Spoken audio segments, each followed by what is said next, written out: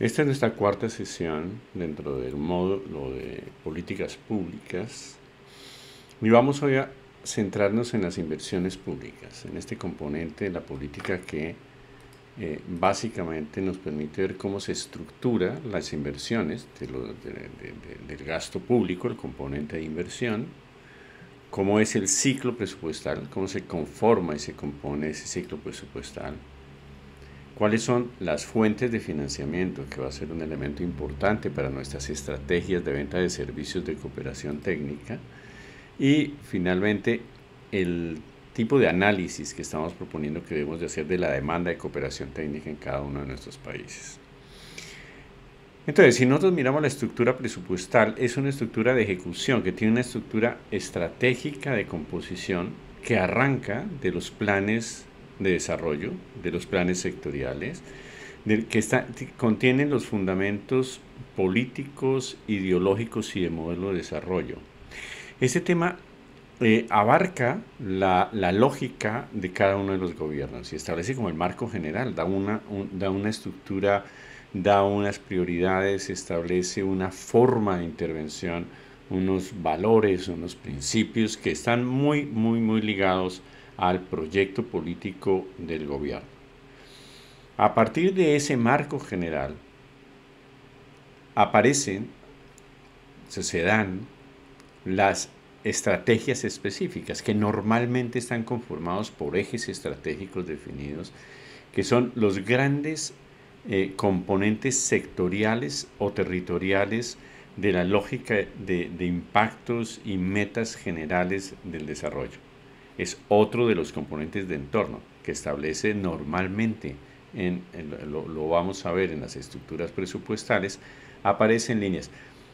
Por lo general tienen nombres bastante ligados al mensaje político del marco general y uno puede analizar los distintos países con sus distintos momentos políticos e ideológicos, cómo le dan una nomenclatura a estos ejes estratégicos.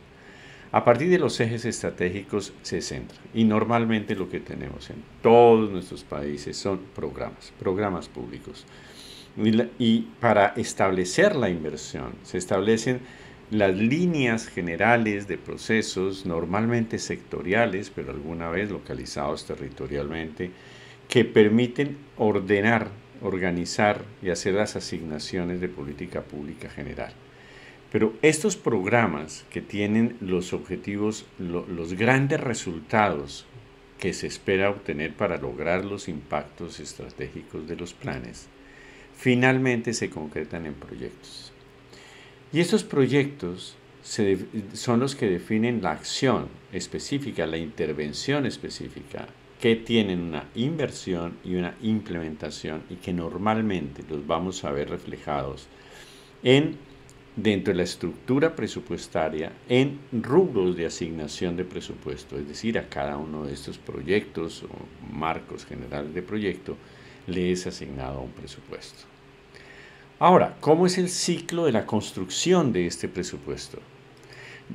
El inicio del ciclo presupuestal, que por lo general se inicia desde el primer semestre, finalizando el primer semestre del año anterior al año fiscal para el cual se hace el presupuesto, arranca con una evaluación del presupuesto anterior. Se analizan las ejecuciones, las apropiaciones, los resultados, los indicadores de resultados, los indicadores de impacto, cuánto se ejecutó, cuánto se dejó de ejecutar, qué problemas existieron, y ese acervo de conocimiento a partir de la evaluación del presupuesto anterior permite la construcción del nuevo proyecto, adecuándolo a ese marco que vimos, al marco de programas, al marco de ejes estratégicos y al marco de grandes objetivos. El proyecto de presupuesto entonces reproduce los elementos estructurales de los ejes, los programas, los proyectos o rubros de inversión. Este presupuesto, elaborado por el gobierno, normalmente por los ministerios de planificación, ministerios de economía, ministerios de hacienda, hace tránsito al parlamento. En los congresos de nuestros países se discute el presupuesto, Se le hacen toda suerte de recomendaciones, ajuste las fuerzas políticas de acuerdo con la forma como han agendado los distintos componentes de política pública, van a intervenir para que se tengan en consideración y en cuenta esos elementos constitutivos de los proyectos específicos que se quieren incluir y que quieren que estén cabalmente atendidos dentro del presupuesto. A partir de la aprobación de una ley de presupuesto normalmente, se da el proceso de liquidación del presupuesto, que es la tarea que hace el Ministerio de Economía o de Hacienda para hacer ya las asignaciones. Acordémonos que un presupuesto es una proyección, porque se hace un presupuesto de ingresos y un presupuesto de gastos. Dentro de ese presupuesto, de esa liquidación, se va a establecer la forma como se van a atender las respuestas de egreso a partir de los ingresos. Y eso se reflejará entonces en la apropiación y gasto ya específica que se va a dar a lo largo del año fiscal.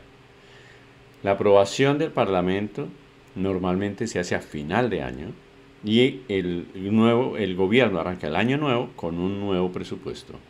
En la medida en que se van dando los ingresos esperados, se van haciendo las apropiaciones y el gasto.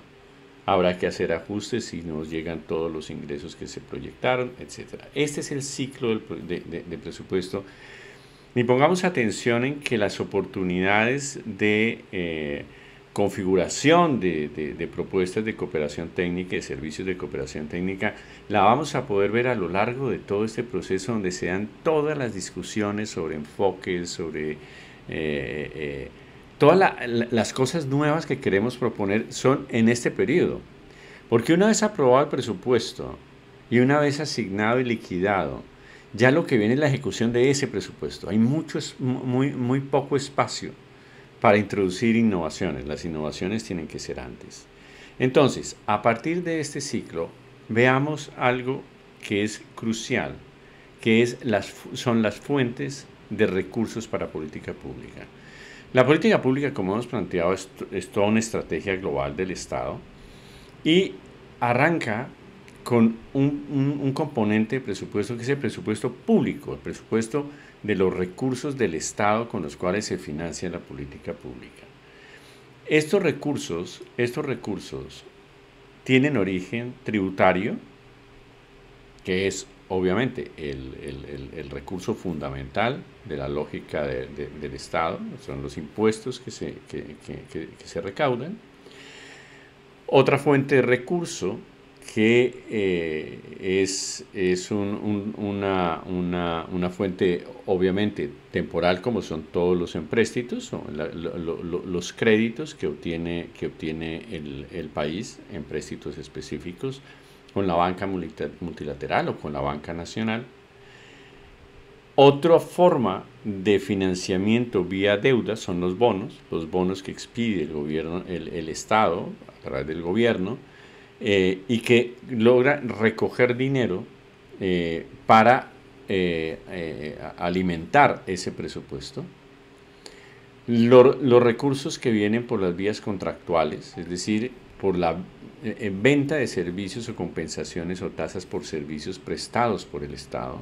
Y finalmente las rentas por actividad económica que presta el Estado, o sea, porque el Estado tiene posesiones, el Estado tiene empresas, hay muchas empresas mineras, de servicios, etcétera, que generan rentas. Estos son los recursos específicamente públicos con los cuales se financia un plan y se financia cada uno de los proyectos de inversión.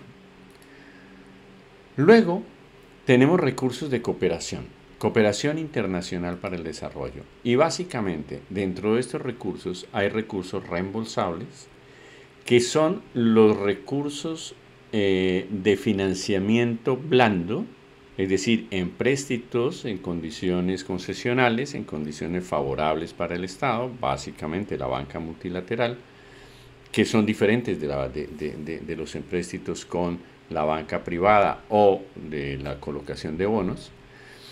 Hay cooperación que es condonable, es decir, que son empréstitos, pero que en ciertas condiciones no hay que pagarlos, que terminan siendo subvenciones, y las subvenciones puras, es decir, los recursos que la cooperación internacional asigna a los países. Esto complementa el presupuesto. Una buena parte de esta cooperación, la mayor parte de esta cooperación complementa el presupuesto. Y otra parte se hace por fuera del presupuesto, que son recursos de cooperación que llegan a ONGs, a comunidades, a territorios, a municipalidades.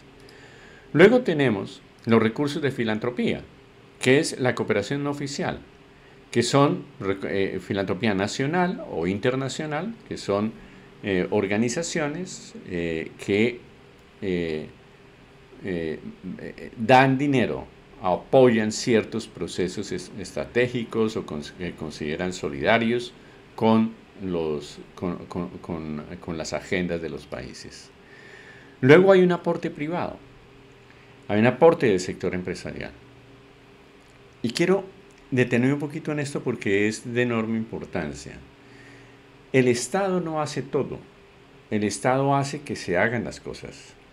Y muchos de los elementos de los objetivos de política pública se cumplen si la inversión del Estado logra multiplicarse con recursos privados, atraer recursos privados. Por ejemplo, una estrategia del Estado, una política es atraer inversión extranjera, pero la inversión extranjera es privada.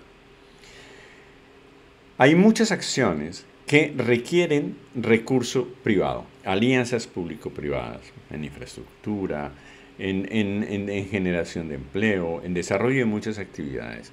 Eso significa que muchos de los rubros de trabajo que forman parte del presupuesto y de la política se cofinancian con recursos privados, con recursos empresariales. Y hay otro componente que es el que se denomina la responsabilidad social de la empresa, que son acciones que hacen las empresas complementando la visión de desarrollo. Algunas de esas están en sintonía con el plan de desarrollo y con la política pública, otras no, otras son motu propio de las empresas, de la labor y del trabajo que hacen. Finalmente, hay un recurso que es un recurso social, que es el aporte de las comunidades, que tiene que ser muy importante, porque las comunidades cofinancian parte de los proyectos con trabajo voluntario, con participación digamos, de sus propios recursos, organización, liderazgo, etc. Y con un componente muy importante que es la innovación social. La innovación social, que significan todos estos proyectos que no son realizados ni por el sector privado ni por el Estado y que son soluciones que las mismas comunidades organizan. Mucha de esa innovación social está en consonancia con la política, otras no. Si vemos este panorama, se nos abre un abanico donde tenemos que saber leer la forma, las prioridades, las intencionalidades que hay detrás de todo esto. Y nos va a ayudar a montar estrategias y a entender cómo nos podemos aproximar a unas políticas o a otras y cómo son los mecanismos a través de los cuales podemos pensar en atraer recursos para los servicios de cooperación técnica que nosotros prestamos. Esta parte es fundamental, entenderla y tenerla clara en cada país cómo opera y cómo se manifiesta. Por otro lado, tenemos nuestra tarea de gestionar la demanda de cooperación. Y para eso vamos a tener que, en la tarea, identificar la demanda, identificar el presupuesto y estudiar y sistematizar el presupuesto público, los presupuestos de cooperación, las oportunidades de los presupuestos de cooperación, hacer los inventarios de estas oportunidades y recursos y finalmente hacer un análisis de la demanda. En la siguiente sesión vamos a ver los instrumentos para desarrollar estos componentes. Muchas gracias.